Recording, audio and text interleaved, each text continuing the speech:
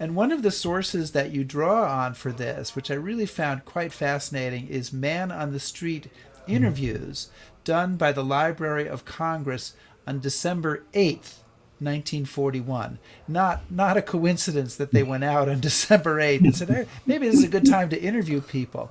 But the day after Pearl Harbor, people from the Library of Congress go out on the street in Washington and in other places with their recording devices to ask people what they think. And they literally say to people, this is not for broadcast. We just are recording this and we're going to stick it in the library for future generations. I mean, that's literally a quote of what they say, which is like, thank you. Historians everywhere say thank you.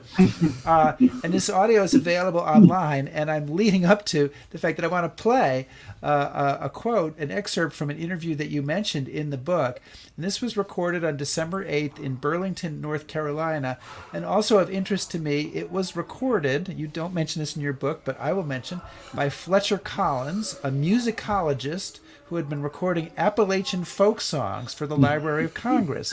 So now he drags out his 25-pound Presto recording turntable in Burlington, North Carolina, to talk to people. Here's the excerpt that comes up in your book. The Tokyo government is just a mouthpiece for Hitler anyway, and so after all, when you fight one, you're fighting the whole damn world. Yeah.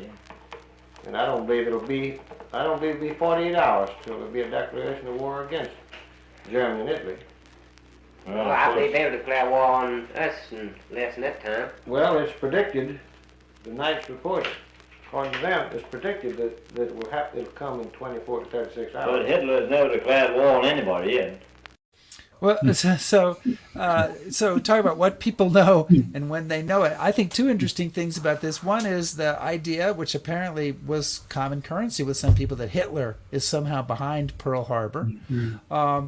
And then also just kind of in general, they have a pretty good idea of what's going on. I mean, there's a pretty accurate assessment, there a few hours, 24 hours or so after Pearl Harbor, what's going on.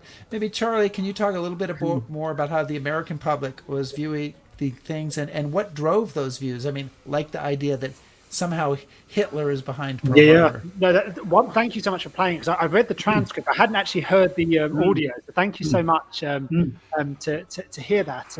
It's fascinating because, as I say, that's someone who's convinced in the sense that the Germans are going to come in. There's also other clips of other people saying, well, we're not sure. And there's also people saying, well, we could have stayed out of this war if Roosevelt had followed a different policy. There's a lot of debate still going on at this time. And I think what was fascinating to us is the way in which the administration are also trying to shape understandings in the immediate aftermath of the attack. So Franklin Roosevelt, when he calls together a delegation from Congress to the White House, he makes a statement to them where he says, rumors are coming in from the Pacific that some of the planes over Pearl Harbor had swastikas on them. And he said, well, I have no verification of this, but until something else comes up, we're going to believe it, which is an astonishing thing to say. People are saying. People are saying it was an astonishing thing to say, and as he knew what happened, the politicians talk, and so they went off and they spoke to journalists, and all of this was getting out to the public.